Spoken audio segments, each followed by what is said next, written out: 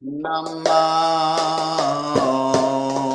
Vishnupadaya Krishna Prasthaya Bhutale Srimate Bhakti Vedanta Swami Iti Namine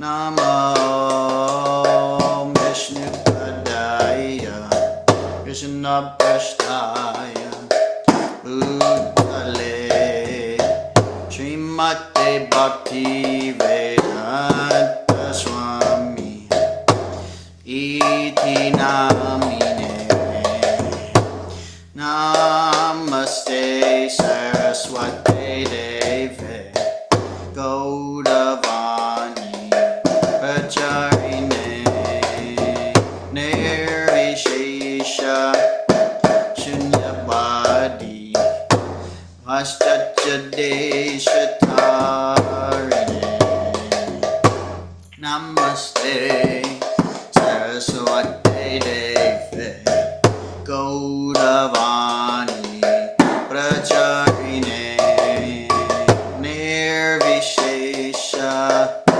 Shunyavadi Vastuchadeshatarine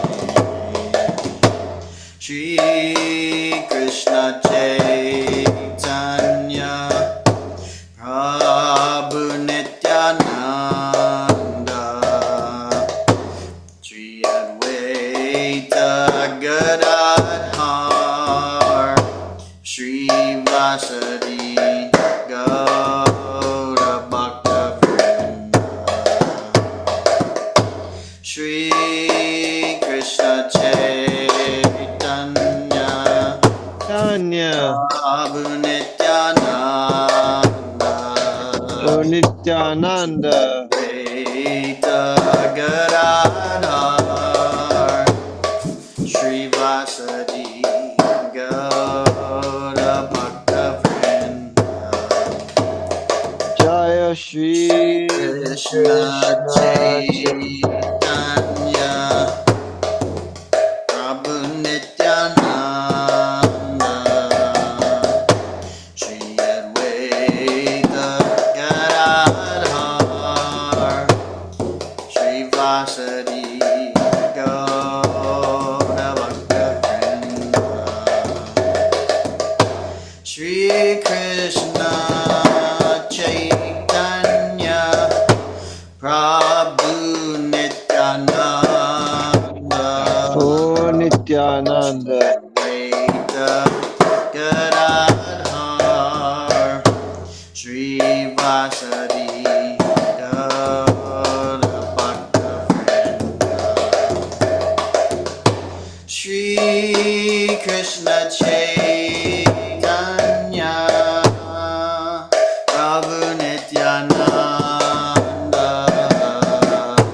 Shri Advaita Gadadhar Shri Vasadi Gaura Bhaktavrinda Shri Krishna Chaitanya Chaitanya Prabhu Nityananda Nityananda Advaita Gadadhar Shri Vasadi Gaura Bhaktavrinda Hare Krishna Hare Krishna Krishna Krishna Hare Hare Hare Rama Hare Rama Rama Rama Hare Hare Hare Krishna Hare Krishna Krishna Krishna Hare Hare Hare Rama Hare Rama Rama Rama Hare Hare Hare Krishna Krishna Krishna Hare Hare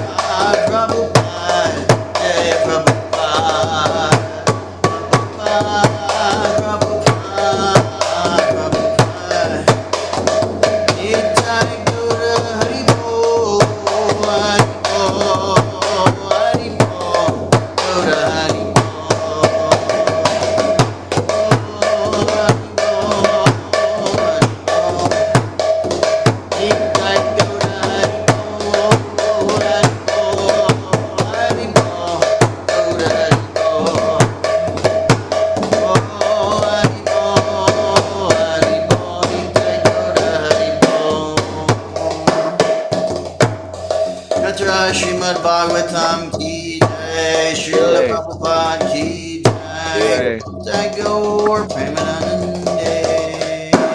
Hari Hari Bo.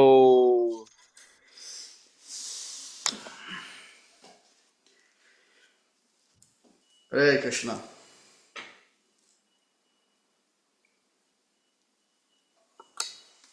I bowl, Bhakta Adam and Kala Prabhu. We're reading from Srimad Bhagavatam, Canto 1, Chapter 5, Text 11. And today, I'm expecting a phone call. I'm not sure when. It may be during the reading. It may not be. So if it's an important phone call, if it comes in during the reading, then I'm going to have to just like abruptly stop the call. So be aware. I apologize for that. But otherwise, we're just going to go as normal. Okay, so please repeat if you'd like. Om Namo Bhagavate Vasudevaya. Om Namo Bhagavate Vasudevaya. Om Namo Bhagavate Vasudevaya. Om Namo Bhagavate Vasudevaya. Om Namo Bhagavate Vasudevaya. Om Namo Bhagavate Vasudevaya. Narayanam Namaskritya Narang Chaiva Narottamam Devim Saraswatim Vyasam Tato Jayam Udirayat Shrinvatam Swakata Krishna Punya Shravana Kirtanaha Hridyantasto Yabhadrani Vidhunoti Suhrit Satam Nashtaprayeshvabhadreshu Nityam Bhagavata Sevaya Bhagavatyuttama Shloke Bhaktir Bhavati Naishtiki.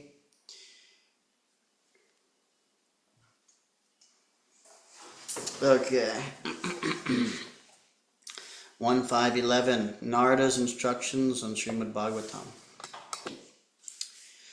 Tadvag visargo janataga viplavo yasmin prati shlokam abadhavatyapi namanyanantasya yasham kitani yat shrinvanti gayanti grinanti saravaha. On the other hand, that literature which is full of descriptions of the transcendental glories of the name, fame, forms, pastimes, and so on, of the unlimited Supreme Lord, is a different creation, full of transcendental words directed toward bringing about a revolution in the impious lives of this world's misdirected civilization. Such transcendental literatures, even though imperfectly composed, are heard, sung, and accepted by purified men who are thoroughly honest. Purport. It is a qualification of the great thinkers to pick up the best even from the worst. It is said that the intelligent man should pick up nectar from a stalk of poison, should accept gold even from a filthy place, should accept a good and qualified wife even from an obscure family, and should accept a good lesson even from a man or from a teacher who comes from the untouchables.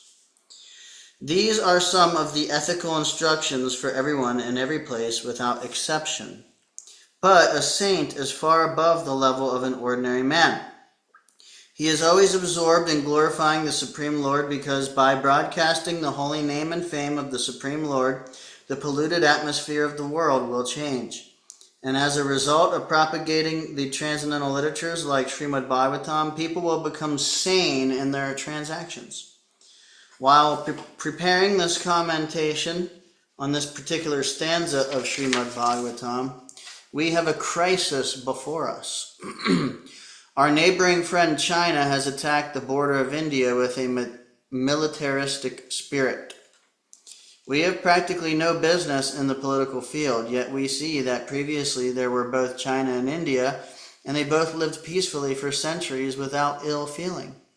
The reason is that they lived those days in an atmosphere of God consciousness, and every country over the surface of the world was God-fearing, pure-hearted, and simple, and there was no question of political diplomacy. There is no cause of quarrel between the two countries, China and India, over land which is not very suitable for habitation. And certainly, there is no cause for fighting on this issue. But due to the age of quarrel, Kali, which we have discussed, there is always a chance of quarrel on slight provocation. This is due not to the issue in question, but to the polluted atmosphere of this age. Systematically, there is propaganda by a section of people to stop glorification of the name and fame of the Supreme Lord. Therefore, there is a great need for disseminating the message of Srimad Bhagavatam all over the world. It is the duty of every responsible Indian to broadcast the transcendental message of Srimad Bhagavatam throughout the world, to do all the supermost good, as well as to bring about the desired peace in the world. Because India has failed in her duty by neglecting this responsible work, there is so much quarrel and trouble all over the world. We are confident that if the transcendental message of Srimad Bhagavatam is received only by the leading men of the world, certainly there will be a change of heart, and naturally the people in general will follow them. The mass of people in general are tools in the hands of the modern politicians and leaders of the people. If there is a change of heart of the leaders only, certainly there will be a radical change in the atmosphere of the world. We know that our honest attempt to present this great literature conveying transcendental messages for reviving the God consciousness of the people in general and re-spiritualizing the world atmosphere is fraught with many difficulties. Our presenting this matter in adequate language, especially especially a foreign language, will certainly fail. And there will be so many literary discrepancies despite our honest attempt to present it in the proper way. But we are sure that with all our faults in this connection, the seriousness of the subject matter will be taken into consideration. And the leaders of society will still accept this due to its being an honest attempt to glorify the Almighty God.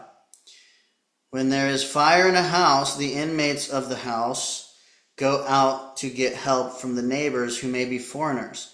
And yet, without knowing the language, the victims of the fire express themselves, and the neighbors understand the need, even though not expressed in the same language. The same spirit of cooperation is needed to broadcast this transcendental message of the Srimad Bhagavatam throughout the polluted atmosphere of the world.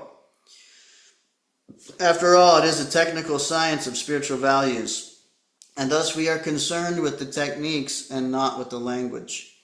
If the techniques of this great literature are understood by the people of the world, there will be success. When there are too many materialistic activities by the people in general all over the world, there is no wonder that a person or a nation attacks another person or nation on slight provocation. That is the rule of this age of Kali, or quarrel. The atmosphere is already polluted with corruption of all description, and everyone knows it well. There are so many unwanted literatures full of materialistic ideas of sense gratification. In many countries, there are bodies appointed by the state to detect and censor obscene literature. This means that neither the government nor the responsible leaders of the public want such literature, yet it is in the marketplace because the people want it for sense gratification. The people in general want to read, that is a natural instinct, but because their minds are polluted, they want such literatures. Under the circumstances, transcendental literature like Srimad Bhagavatam will not only diminish the activities of the corrupt mind of the people in general, but also it will supply food for their hankering after reading some interesting literature.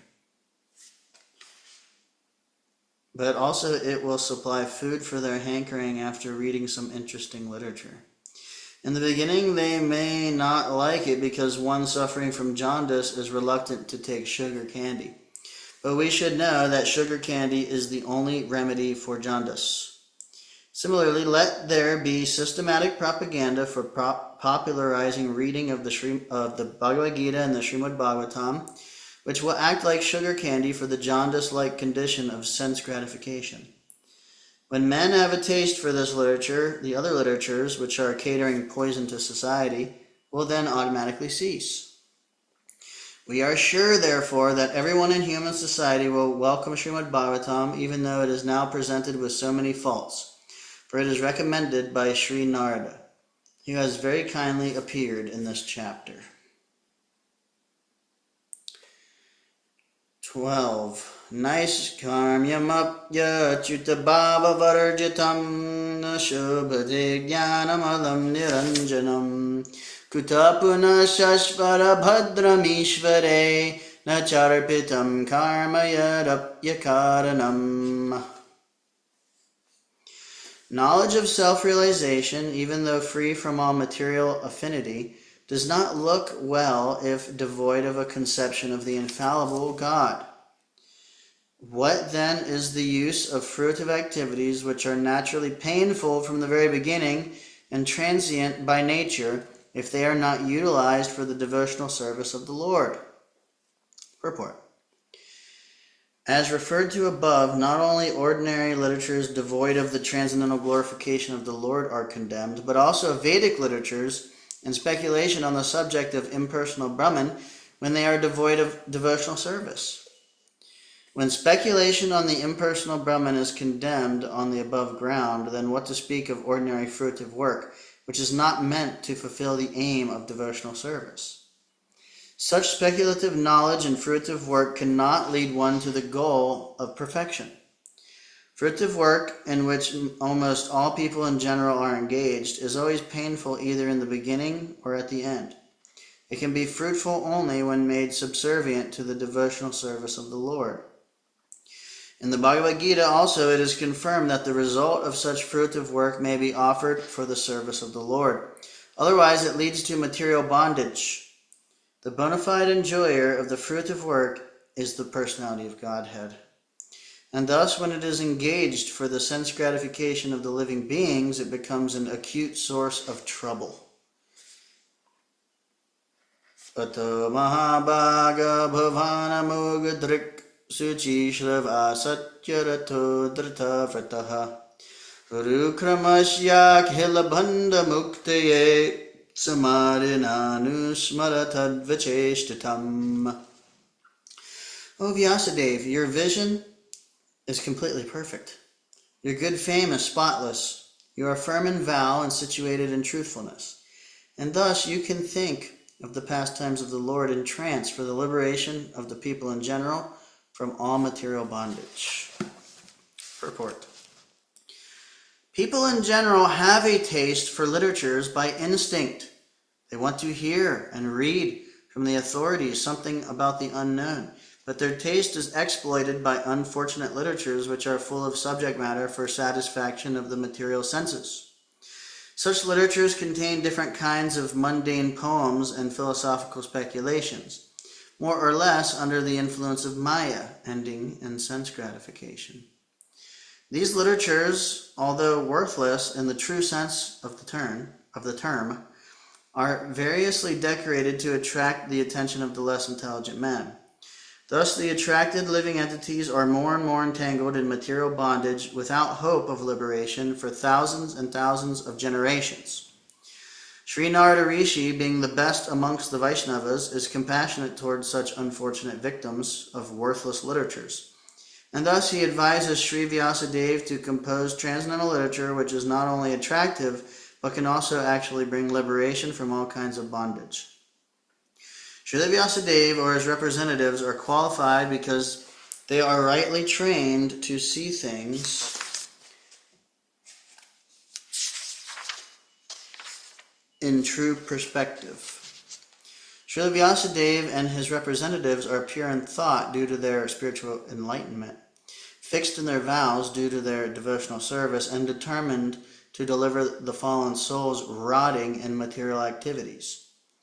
The fallen souls are very eager to receive novel informations every day, and the transcendentalists, like Vyasadeva or Narada, can supply such eager people in general with unlimited news from the spiritual world. In the Bhagavad Gita, it is said that the material world is only a part of the whole creation, and that this earth is only a fragment of the whole material world. There are thousands and thousands of literary men all over the world, and they have created many, many thousands of literary works for the information of the people in general for thousands and thousands of years. Unfortunately, none of them have brought peace and tranquility on the earth. This is due to a spiritual vacuum in those literatures. Therefore, the Vedic literatures, especially the Bhagavad Gita and the Srimad Bhagavatam, are specifically recommended to suffering humanity to bring about the desired effect of liberation from the pangs of material civilization, which is eating the vital part of human energy. The Bhagavad Gita is the spoken message of the Lord himself recorded by Vyasadeva.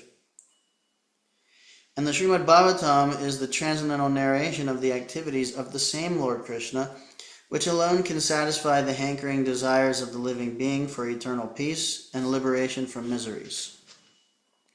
Srimad Bhagavatam, therefore, is meant for all the living beings all over the universe for total liberation from all kinds of material bondage. Such transcendental narrations of the pastimes of the Lord can be described only by liberated souls like Vyasadeva and his bona fide representatives, who are completely merged in the transcendental loving service of the Lord. Only to such devotees do the pastimes of the Lord and their transcendental nature become automatically manifest by dint of devotional service. No one else can either know or describe the acts of the Lord, even if they speculate on the subject for many, many years. The descriptions of the Bhagavatam are so precise and accurate that whatever has been predicted in this great literature about 5,000 years ago is now exactly happening. Therefore, the vision of the author comprehends past, present, and future. Such liberated persons as Vyasadeva are perfect not only by the power of vision and wisdom, but also in oral reception, in thinking, feeling, and all other sense activities. Liberated person, a liberated person possesses perfect senses, and with perfect senses only can one serve the sense proprietor Hrishikesh, Sri Krishna, the personality of Godhead. Srimad Bhagavatam, therefore, is the perfect description of the all-perfect personality of Godhead by the all-perfect personality of Srila Vyasadeva, the compiler of the Vedas. Tato nyata kinchana yad vivakchataha Can I prita. ask something? Yep. So it says a liberated person possesses perfect senses, and with perfect senses only can one serve the sense proprietor Hrishikesh, Sri Krishna, the personality of Godhead. So I'm wondering then, just so I know for sure, to be liberated, what is that exactly classified as? What does it mean to be liberated? It means that you're not under any kind of illusion. But so if you're doing devotional service in that moment, are you liberated? Or I guess so, 'cause that's what it says. I'm just Yeah, confused it about says how I that can know. I just want to know how I can know for sure whether or not I have that kind of state. well, I would say, um, it's already there in devotional service. So to the Okay. degree that we are actually engaged in devotional service, we can analyze, uh, you know, how much am I engaged in devotional service? How much am I engaging in personal sense gratification? I'm not even thinking of Krishna. um, Whenever one engages in devotional service, that is the perfection of the senses. Very nice. So it's actually it's like Prabhupada said, it's simple for the simple and complicated for the complicated. So it can be just so simple as so simple as I'm just going to do this for Krishna, and then go a little deeper. It's like we can check our intentions, and the more we hear and understand what Krishna exactly likes and prefers and wants, uh, we can really act selflessly.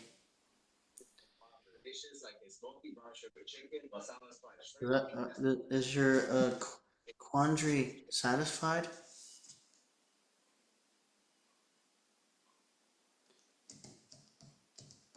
Are you there?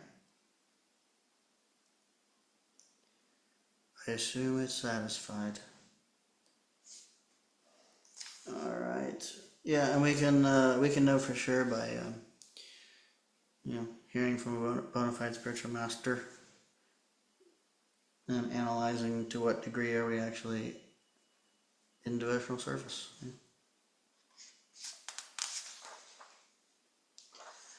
Okay. Thank you. Text 14.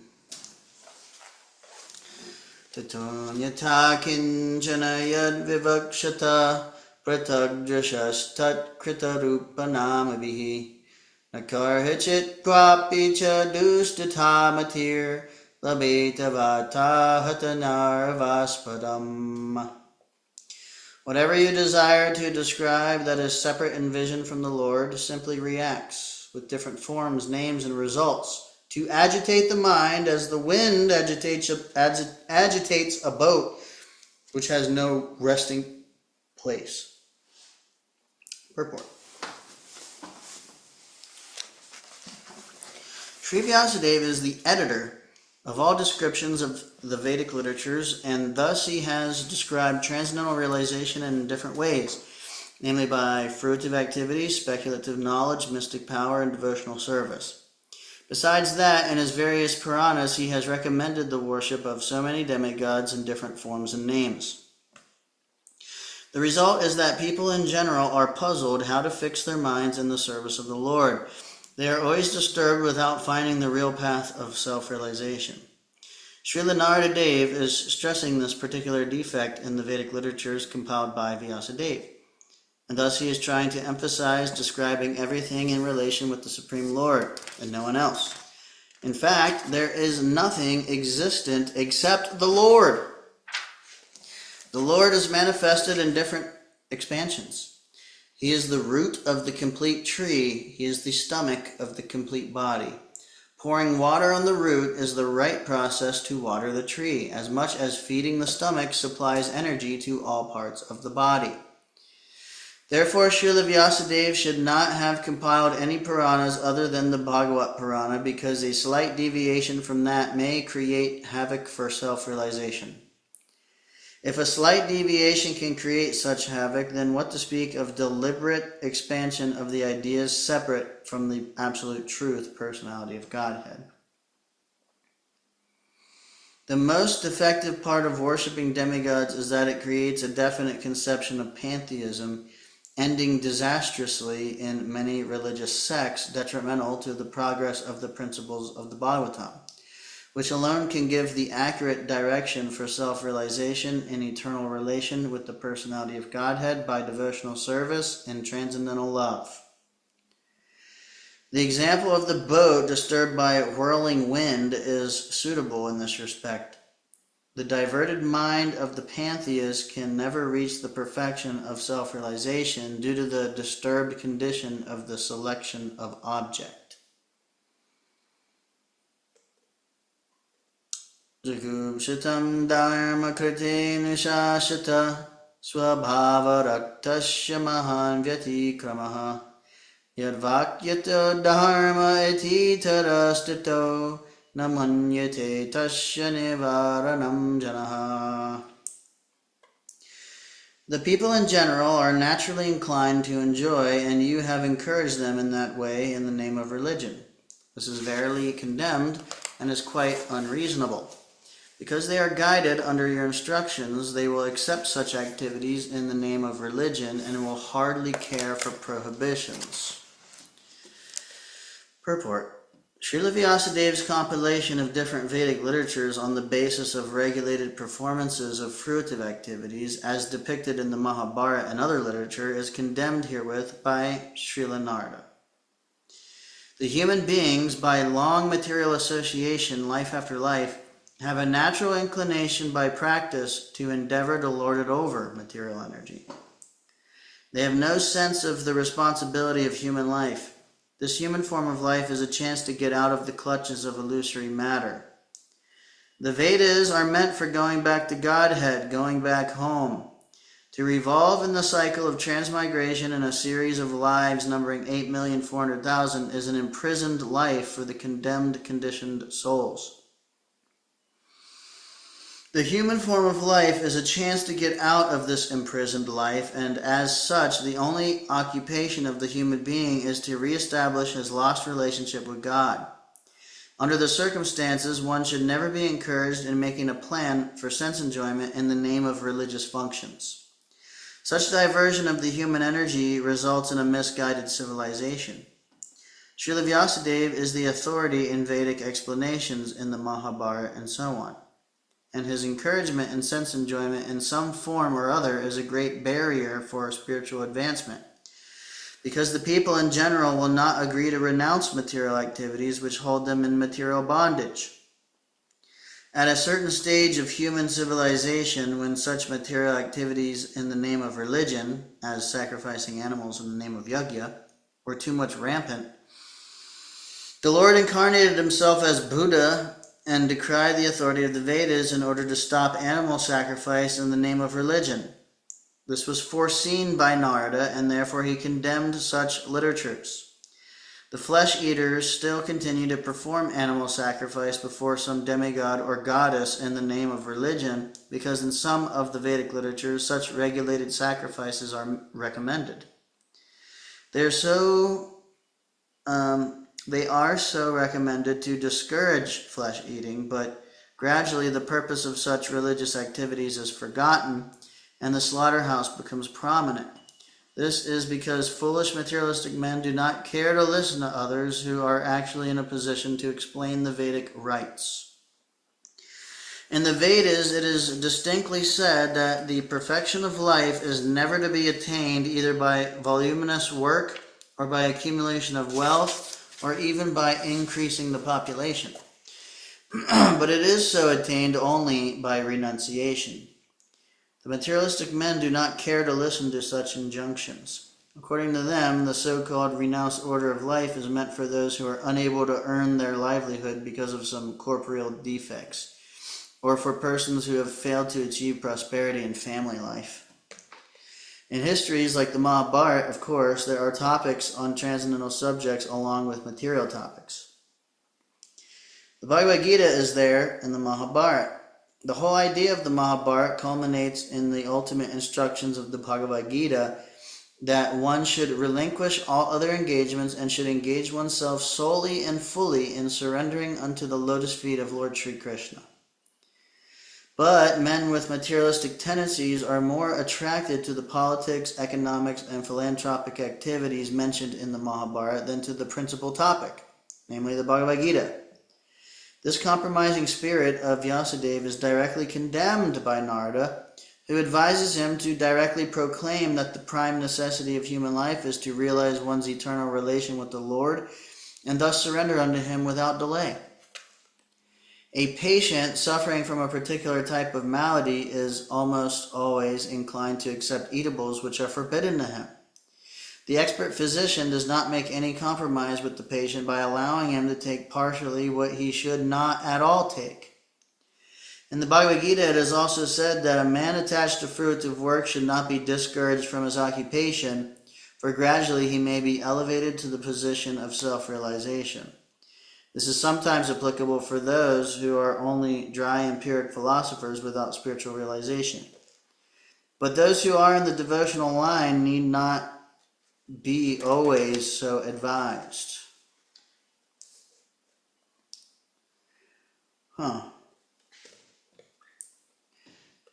Heavily encouraging renunciation, that purport is. Vijakshanasya veritum vibhuranantabharasya nivrittita sukam pravartamanasya gunaranatmanas tato bhavandarshaya cheshritam vibhu. The Supreme Lord is unlimited. Only a very expert personality, retired from the activities of material happiness, deserves to understand this knowledge of spiritual values. Therefore, those who are not so well situated due to material attachment should be shown the ways of transcendental realization by your goodness through descriptions of the transcendental activities of the Supreme Lord. Purport. Theological science is a difficult subject, especially when it deals with the transcendental nature of God. It is not a subject matter to be understood by persons who are too much attached to material activities. Only the very expert who have almost retired from materialistic activities by culture of spiritual knowledge can be admitted to the study of this great science. In the Bhagavad Gita, it is clearly stated that out of many hundreds and thousands of men, only one person deserves to enter into transcendental realization. And out of many thousands of such transcendentally realized persons, only a few can understand the theological science specifically dealing with God as a person. Sri Vyasadeva is therefore advised by Narada to describe the science of God directly by relating his transcendental activities. Vyasadeva is himself a personality expert in this science, and he is unattached to material enjoyment. Therefore, he is the right person to describe it, and Shukadeva Goswami, the son of Vyasadeva, is the right person to receive it. Srimad Bhagavatam is the topmost theological science, and therefore it can react on the layman as medicinal doses. Because it contains the transcendental activities of the Lord, there is no difference between the Lord and the literature. The literature is the factual literary incarnation of the Lord, so the layman can hear the narration of the activities of the Lord.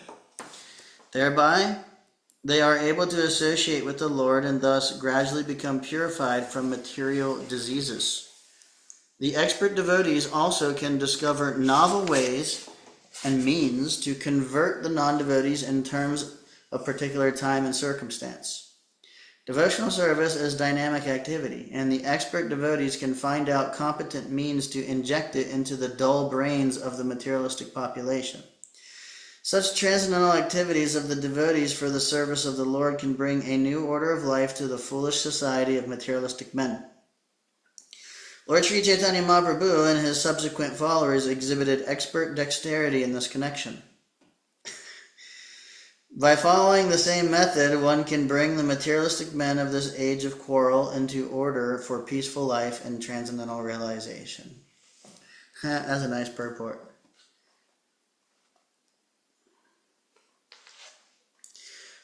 Chakva swadharmam charanam bhujam harer bhajan bhagavot patet yadi yatrakva va badram abhuramushya kim kavarta apto bhajatam swadharmataha.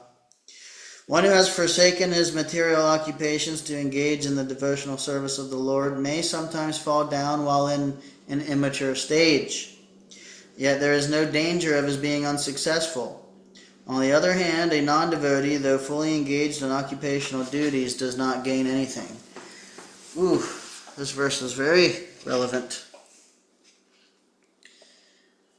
Purport: as far as the duties of mankind are concerned, there are innumerable duties. Every man is duty-bound not only to his parents, family members, society, country, humanity, other living beings, the demigods, and so on, but also to the great philosophers, poets, scientists, and so on.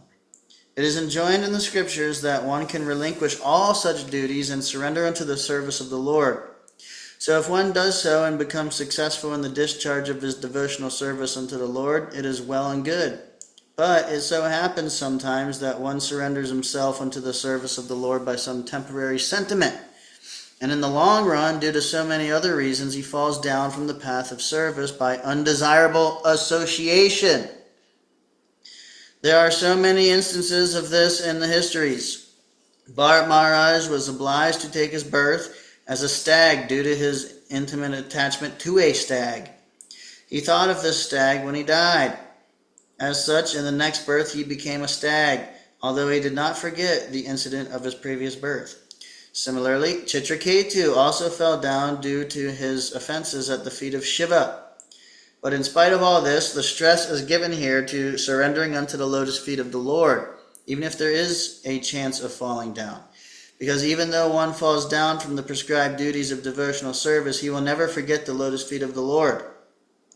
Once engaged in the devotional service of the Lord, one will continue the service in all circumstances. In the Bhagavad Gita, it is said that even a small quantity of devotional service can save one from the most dangerous position. There are many instances of such examples in history. Ajamil is one of them. Ajamil in his early life was a devotee, but in his youth he fell down. Still, he was saved by the Lord at the end. Hare Krishna. Hare Krishna. It says in the Bhagavad Gita, what does it say? Sorry, better change rooms real quick.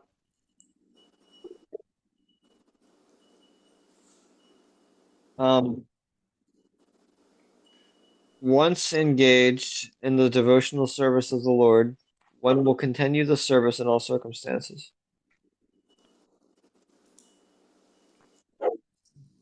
That sounds almost contradictory to other things that I've seen. What then to make of whenever I fall down and I start trying to enjoy food? Well, let's look here. Stress is given here to surrendering unto the lotus feet of the Lord, even if there is a chance of falling down, because even though one falls down from the prescribed duties of devotional service, he will never forget the lotus feet of the Lord. Once engaged in the devotional service of the Lord, one will continue the service in I all see. circumstances. So the idea is not to stop. Once you start engaging in devotional service, not to stop. And that Okay. service will continue. In the Bhagavad Gita, it said that even a small quantity of devotional service can save one from the most dangerous position. There are many instances of such examples in history. Yeah. We've heard stories. I have heard stories of the senior devotees who did some service in the earlier days of ISKCON in America, and then left and basically became stopped practicing altogether, and then on their deathbed have circumstances happen where devotees might have come, or they right on their deathbed they are laying there and say things like, right before they leave their body, they're laying there and they're like, Lord Nityananda, and then they die, something like that. And actually, Wow. there's a verse. I don't know where it's at.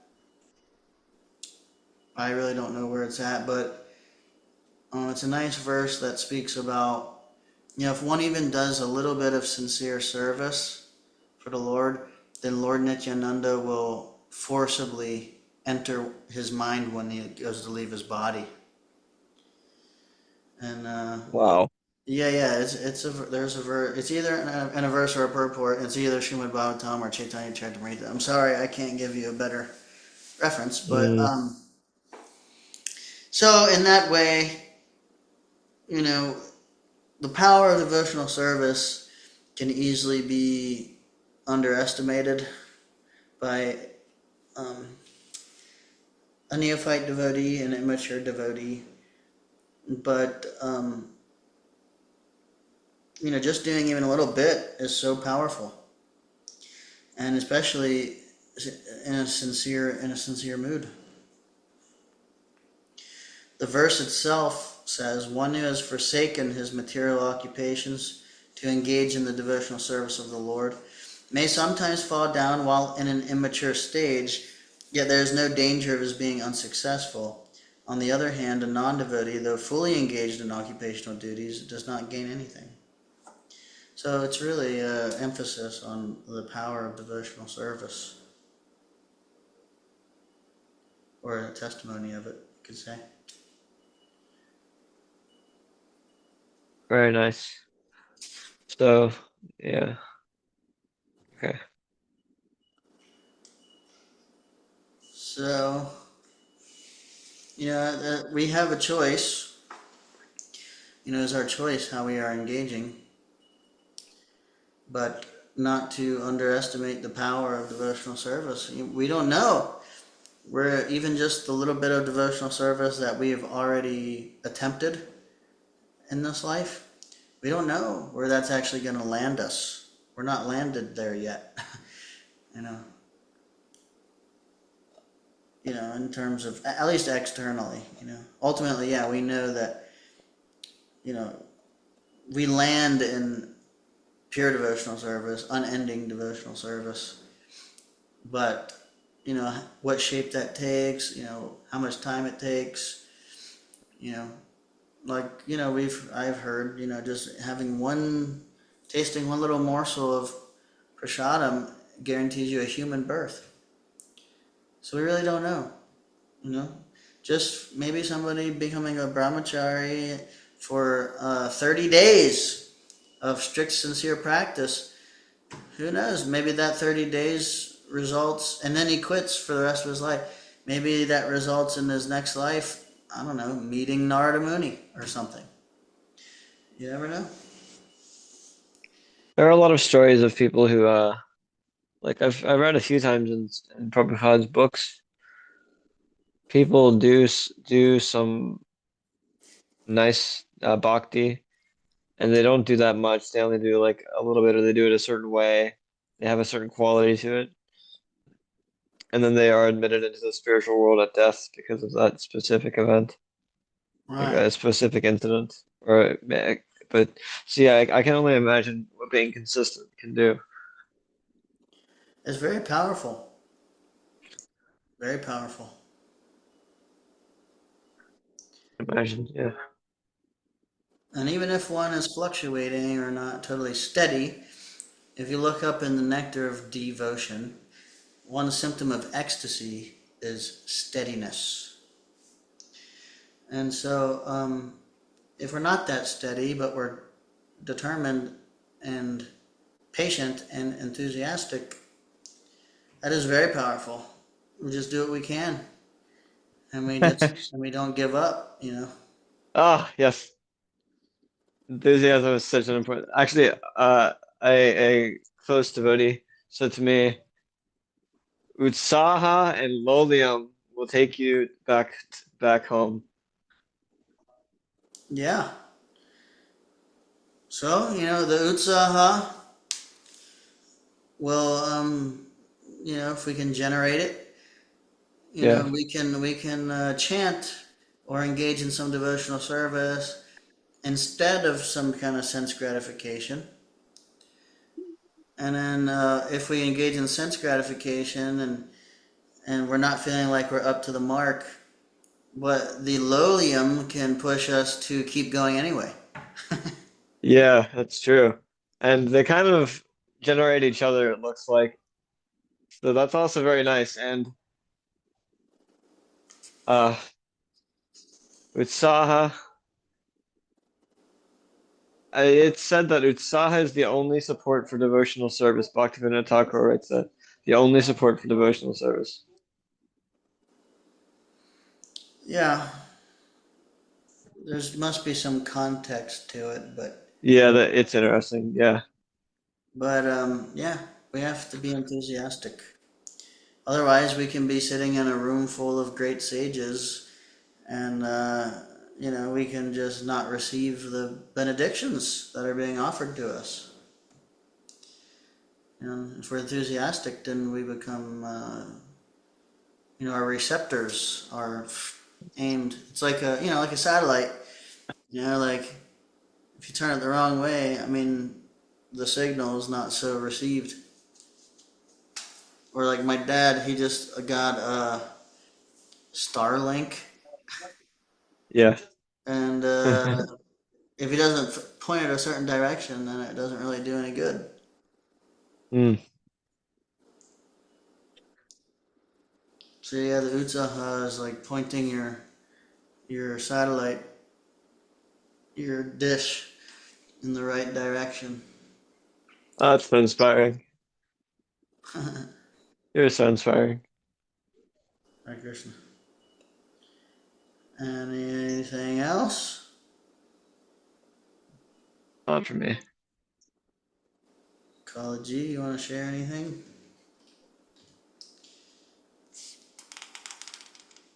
Just happy to be here hearing, Prabhuji.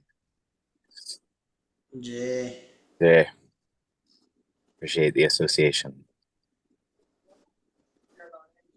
Jay ho. Well, it's about that time. The saddest time.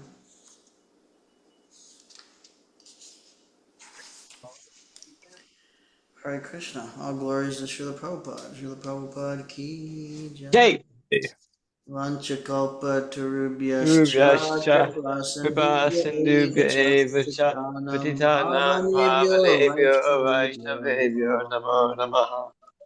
Anantakoti Vaishnavrinda ki jai. Jay. So, Very nice. yeah, I'll just end the call here. Thank you, Prabhuji's, for being here. Hare Krishna. I thought it was exceptionally nectar this evening. Pretty good. Very Yeah. nice. Jai. Yeah. All right, bon. Well, I hope you guys have a great evening. We can connect later or tomorrow. Hare Krishna. Awesome. Hare Hare Krishna. Krishna. Hari Bol.